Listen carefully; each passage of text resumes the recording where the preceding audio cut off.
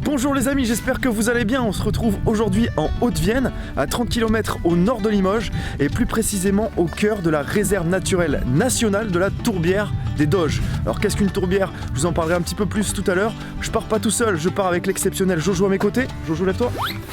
Et coucou Jojo. Salut. Jojo, est-ce que t'es en forme aujourd'hui?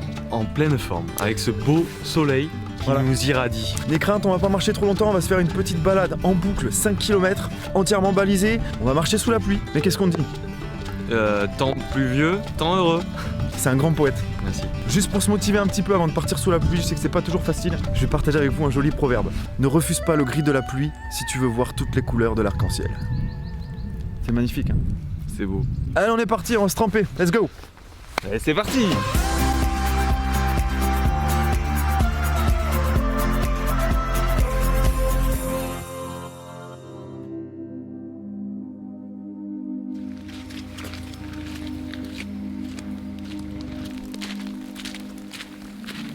Alors Jojo, c'est la deuxième fois qu'on le voit dans les régalades, je vais en dire un peu plus sur toi quand même. Faut savoir que Jojo, c'est un tombeur. Il a ce côté un petit peu magnétique, ténébreux, tu vois, avec ce regard revolver, cette paire d'yeux verts comme ça qui fait un tabac, quoi. C'est vrai?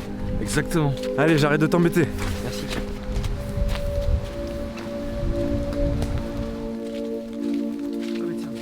Là, on va s'arrêter un instant parce qu'il y a un arbuste que j'aime particulièrement. C'est le hou. Le hou, il a plein de particularités. Au-delà du fait qu'il garde ses feuilles toute l'année, qu'il fait des petites baies rouges qui colorent un petit peu la forêt, dont certains oiseaux se nourrissent. Il a une particularité qui, moi, m'amuse beaucoup. Quand tu regardes ses feuilles, tu vois qu'elles sont bien piquantes. Ça pique, ça picote. Et regarde, on monte un petit peu plus, regarde. C'est toujours le même arbre. Est-ce que ça pique là? Et non, c'est tout doux. En fait, si tu veux, sur ses feuilles basses, il va développer ces piquants qui empêchent les cervidés de venir le brouter. Ok. Et comme, si tu veux, il n'y a pas de girafes dans nos forêts, et ben les feuilles du haut, elles n'ont pas besoin d'être piquantes. Voilà. Intéressant. Intéressant, hein? Instructif. Allez, on continue.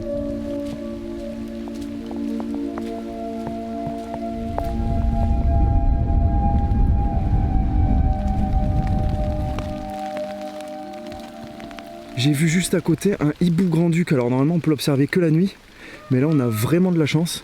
On voit qu'on est dans une réserve nationale. Je vais essayer de m'en approcher pour le voir. Ça aime bien s'abriter dans les souches mortes.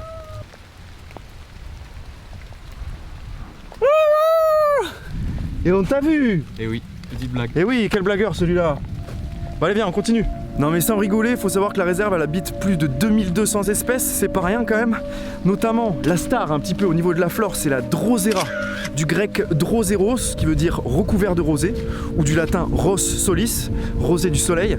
On l'appelle comme ça parce qu'aux extrémités de ces petits poils, hein, ces feuilles en forme de poils, il y a des petites gouttes de liquide et en fait c'est un liquide qui va attirer les insectes. Une fois qu'ils s'en approchent, ils restent collés et ensuite ils sont digérés pendant des heures, voire des jours. C'est pas une partie de plaisir pour les insectes, mais enfin faut bien que les plantes s'adaptent parce que le sol de la tourbière c'est un sol qui est très acide et qui est assez pauvre en nutriments pour les plantes. Donc il faut qu'elles trouvent leur source de nourriture ailleurs que dans le sol. Et oui.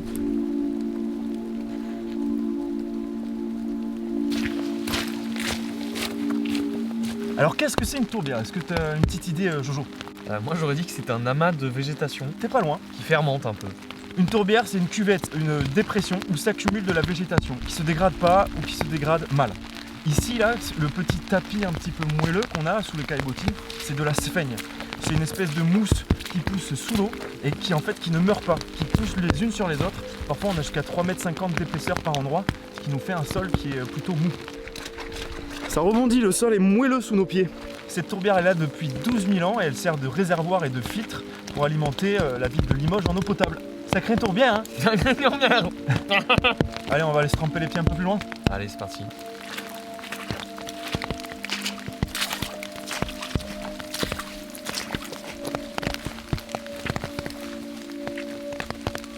On arrive à la fin de la boucle des 5 km. Elle se fait tranquillement sans forcer en 2 heures. On vous conseille quand même plutôt de la faire l'été, hein. Ça sera moins humide. Et juste un peu plus loin, à 1 km de là, vous allez pouvoir trouver une pierre branlante avec une vue qui est dégagée par beau temps. Je sais pas si on va voir grand chose avec la pluie, mais on se retrouve là-bas dans un instant. A de suite. Et nous y voilà. Mais quelle vue magnifique. Belle visibilité. Hein? Oui.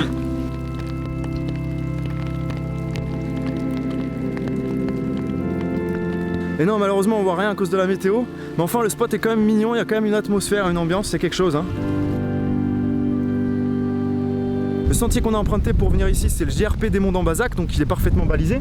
Et c'est aussi le sentier qui était emprunté par les kaoliniers. Qu'est-ce que c'est la kaoline? C'est de la pierre. C'est un espèce de minéral qui était utilisé pour fabriquer la porcelaine de Limoges. Et voilà, mais t'es fabuleux comme garçon. Merci. Et il est bon à marier, je vous le dis. On espère que cette balade tout en humidité et tout en étanchéité vous aura plu. On vous dit à tout bientôt pour une prochaine régalade. Bisous. Et on vous laisse en musique. Des bisous, ciao. On a les pieds mouillés, on a les souliers trempés.